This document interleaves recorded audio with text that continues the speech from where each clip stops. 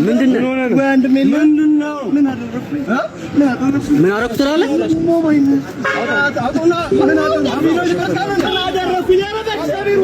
አራት ኪሎ ያበቀለችው አቡሽ የቤት ስሙ ነው። ዘናጭ ነው እሱ በልጅነቱም የዘጠናዎቹ ትውልድ የፎቶ አነሳስ ሰለባ ጎበዙ ተማሪ ሕይወትን ለማሸነፍ ብዙ ውጣ ውረዶችን አይቷል። 4 ኪሎ ማስቲካ አዟሪው ያን የደገፈችውን ሊስትሮ ዕቃ ዛሬም በክብር አስቀምጧታል። የአምባሳደር መንገድ የታክሲ ረዳቱ፣ የሰሜን ማዘጋጃው የፓርኪንግ ሰራተኛው፣ የፒያሳው ስፖርት ቤት ተላላኪና የጽዳት ሰራተኛ፣ ቀበሌም ቲያትር ክበብ ጎራ ብሏል። እንጀራ ለመብላት ብዙ ዞሯል።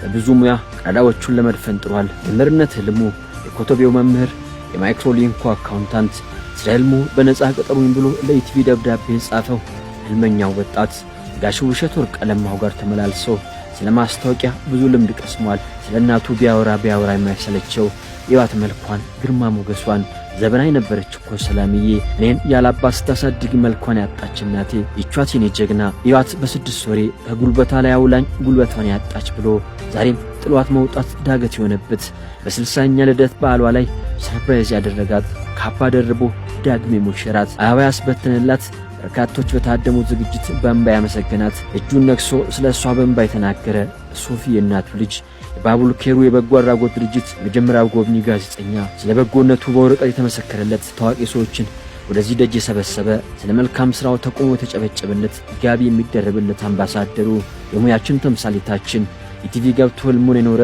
የቲቪን በር ከፍቶ የገባ ኮምፒውተሩ ላይ ቁጭ ብሎ ሳለፈበት እንጀራ የጎለጎለ በመረጃ ራሱን ለማብቃት ጥረት የሚያደርግ ህልሙን ለመኖር ብዙ ውጣ ውረዶችን ያለፈው ልጅ ዛሬ ህልሙን እየኖረ ነው።